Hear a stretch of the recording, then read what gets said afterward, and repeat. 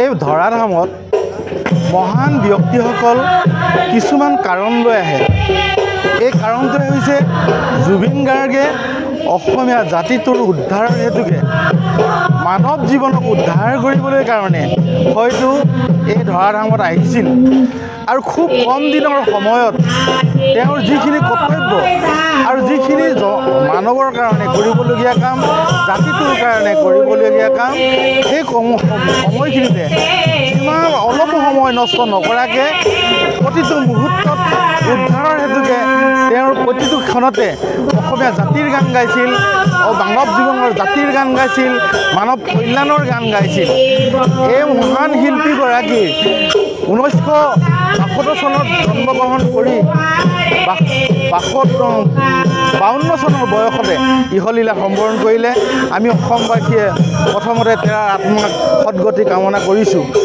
তেওঁৰ মহান আদৰ্শ এয়াই যে কি তেওঁৰ খুব কম সময়ৰ ভিতৰত 40টা ভাষাত আৰু 38,000 গীত তেওঁৰ মানৱ জীৱনৰ কাৰণে এৰি থৈ গ'ল। আমাক উন্নতকৰণৰ কাৰণে, আমাৰ জাতিটোৰ ক্ৰমাগতভাৱে আগবাঢ়ি যাবলৈ কাৰণে তেওঁ এইখিনি সাধনা কৰি আমাক দি থৈ গৈছে। এইখিনি কথা আমি কেতিয়াও পাহৰিব নোৱাৰোঁ। যে কি নহওক, আমাৰ ভাৰতত, আমাৰ সৰ্বভাৰতত যিটো সাংস্কৃতিক দল আছিলে, সেই সাংস্কৃতিক দলৰ এটা কথা ক'বলৈ বিচাৰিছোঁ যে কি ভাৰতত যিটো গীত ভাৰত শিল্পীসকলে গাব পৰা নাছিলে, ইয়ে আলি গানটো আমাৰ যিজন এ.আৰ. ৰহমানে গীত গাব নোৱাৰা কণ্ঠটো সি তৎক্ষণাৎ 1 মিনিট সময় নোহোৱাকৈ অকল অসমকে নহয় ভাৰতক উপহাৰ দি থৈ গৈছে। এনে এজন মহান শিল্পীক দুষ্কৃতিকাৰীয়ে আজি এনেকুৱা এটা কুকল্প লগাইছিলে, সেই কল্পটোৰ পৰা তেওঁ ৰেহাই নাপালে। যিখিনি তাৰ মনৰ কল্পনা আছিল, অসমক দিবলৈ আছিলে আৰু হয়তো বহুত থাকি গ'লগৈ। আমাৰ মৰমৰ জুবিন গাৰ্গক আমি হৃদয়ত ৰাখিছোঁ। আৰু এটা কথা আমি বাৰে বাৰে মনলৈ আহিছে যে কি তেওঁ ডমেষ্টিক হ'বলৈ মন কৰা নাছিল। তেওঁ নিজৰ পত্নীক কৈছিলে যে কি মই ডমেষ্টিক হৈ থাকিবলৈ মন নাই, মোৰ ঘৰখন জংঘল, মোৰ সৰ্বভাৰতত আছে মোৰ ঘৰখন, মোৰ অসমত, সৰ্বভাৰতত, বিশ্ব পৃথিৱীত আছে মোৰ ঘৰখন। তাৰ কাৰণে তেওঁ কণ্ঠৰ দ্বাৰা মানৱ জীৱন কল্যাণৰ কাৰণে তেওঁ বহুতখিনি কষ্ট কৰি গ'ল।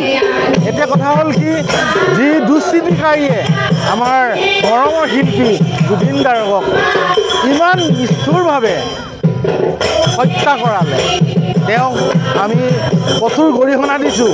আৰু আমি বেলেগুৰি যুৱ সংঘৰ তৰফৰ পৰা এই মেছেজ পঠিয়াব বিচাৰিছোঁ, এইটো এটা বাৰ্তা পঠিয়াব বিচাৰিছোঁ, এই দুষ্কৃতিকাৰীসকলক অতি সোনকালে শাস্তি দিব লাগে। আৰু এটা কথা আমি চৰকাৰৰ প্ৰতি অনুৰোধ জনাইছোঁ যে তেওঁ যিখিনি কাম কৰি গ'ল, যিখিনি কষ্ট কৰি গ'লগৈ, যি মানৱ সেৱা কৰি গ'লগৈ, তাৰ প্ৰতি চৰকাৰেও ভাৰত ৰত্ন উপাধি দিব লাগে বুলি আমি বেলেগুৰি অমৰজ্যোতি সংঘ আৰু বেলেগুৰি ৰাইজৰ গাঁওবুঢ়া আদি যথেষ্ট আবালবৃদ্ধ বনিতাসকলে আমি অধিকাৰ সাব্যস্ত কৰিব বিচাৰিছোঁ। তেওঁ যাতে ভাৰত ৰত্ন পায়, তাৰ বাবে আমি চৰকাৰৰ প্ৰতি অনুৰোধ জনাইছোঁ। আৰু এটা কথা, জুবিন গাৰ্গৰ এই এটা তুলনা দিব বিচাৰিছোঁ। যিটো কথাছবি ইতিমধ্যে বৈজ্ঞানিক যুগত কথাছবিৰ ঘৰবিলাকত লুপ্ত হৈ গৈছিল, তেওঁৰ উদ্ধাৰকৰ্তা এইজনে আছিল আমাৰ অসমৰ শিল্পী, মৰমৰ শিল্পী, হিয়াৰ আমঠুৰ শিল্পী জুবিন গাৰ্গ। তেখেতৰ অবিহনে আমি বহুত আধৰুৱা হৈ পৰিছোঁ, আমি ভাগৰুৱা হৈ পৰিছোঁ। আমি কেনেকৈ পাম আৰু এজন জুবিন গাৰ্গ কেনেকৈ পাম? ইয়াৰে আমাৰ প্ৰত্যেকজন যুৱকৰ হৃদয়ে হৃদয়ে হাড়ে হিমজুৱে উপচি পৰিছে। তাৰ বাবে আমি জুবিন গাৰ্গৰ আত্মাৰ সদ্গতিৰ অৰ্থে আজি বেলেগুৰি ৰাইজে এই আদ্য শ্ৰাদ্ধ অনুষ্ঠানটো অনুষ্ঠিত কৰিছোঁ।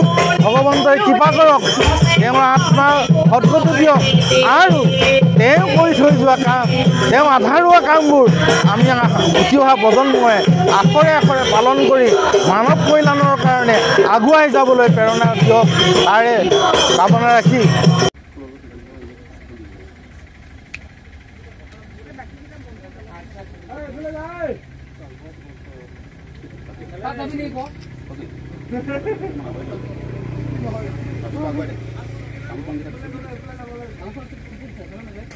বিশ্বজুৰি আজি তেখেতক আজি শ্ৰদ্ধাঞ্জলি জনাইছে সেয়েহে আজি আমি সমূহ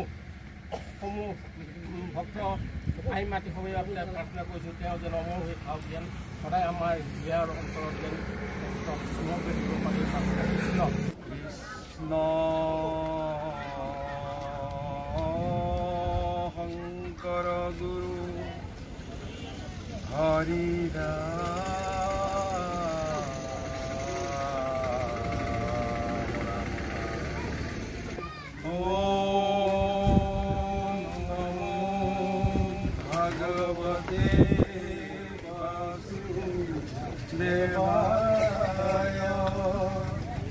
हे राम लीला कंडला किया आपनाय मागे जे देव संशय मोरा तुमी